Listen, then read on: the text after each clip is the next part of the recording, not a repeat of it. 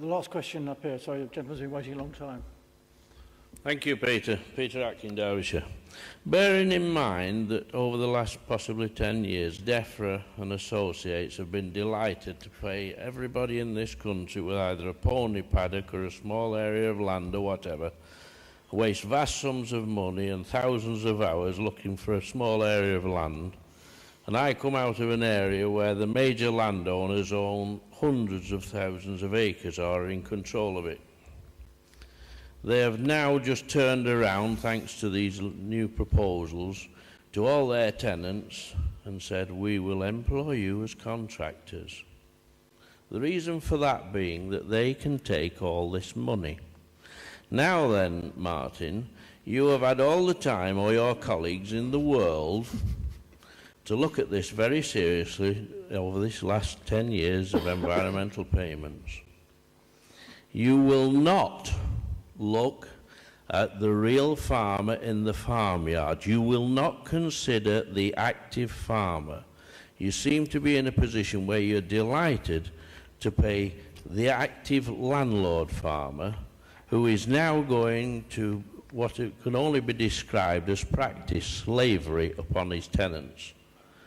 If you know any man in this room with farms to let, especially hill farms, I can find you 30 men tomorrow morning that will jump at them as long as they're out of the clasp and hands of the big organizations.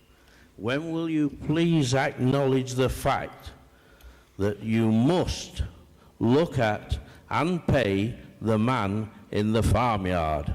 I rest my case.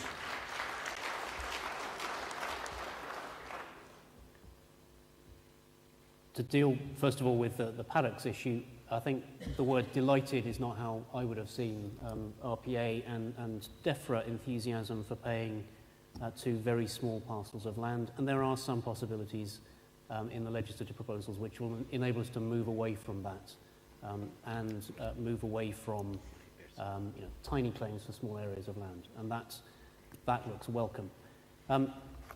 On the broader question of the money going to the person doing the work, I think it has to be right that the money should go to the person who is making the active decisions and taking the active business risk associated with the things that we're paying for, and generally that will be the tenant rather than the landlord. The difficulty comes from trying to construct rules which ensure that it goes to precisely that individual, given the range of different farm business structures there are not, in England, and potentially the risk of interfering with perfectly sensible and legitimate contracting arrangements in some cases because of what we're doing to protect tenant farmers in other cases. But it's a very real issue, and we will be working with the NFU, the Tenant Farmers Association, and also the CLA, obviously, because of their interest in it, to find a sensible way forward for claims in the future scheme.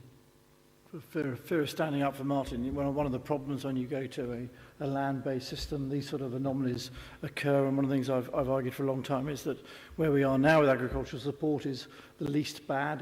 It's better than the link to production we had in the past, but it's caused some of those landlord-tenant issues to definitely come to the fore. We've reached 1 o'clock, so I do need to wind up. First of all, a big thank you to Paolo.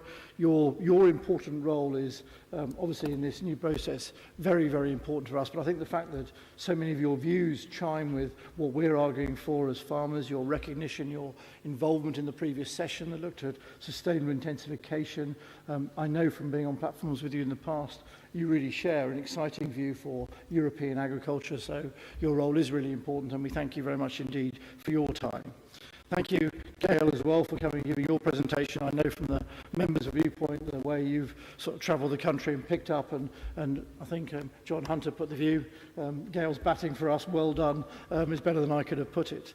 Martin, on the whole point of where we go with DEFRA and the reform and what the Secretary of State said yesterday, I quite deliberately made the point about, if you overcomplicate with rules, actually, we do want to get to a place where the market rewards us more and more. But I was encouraged that Paolo accepted that the single farm payment does provide us with some risk management against the volatility we receive in the markets, different standards, extreme weather events. What I thought was disappointing was again yesterday, the Secretary of State making that line about Pillar 1 actually distorting or making us less competitive for the future. Yes, there's some strong words about equivalence, but I don't see it to be equivalent. If, for example, another member state can unlock their 30% Pillar 1 payment by being in an agri-environment scheme, but we then reduce our payments and increase the burdens. That doesn't chime with the McDonald review, and it would be asking us to go further. I don't see it equivalent when at the moment, we had the Danish farmers in recently, the Danish farmers were averaging 470 euros a hectare for a dairy farm. That was their average payment.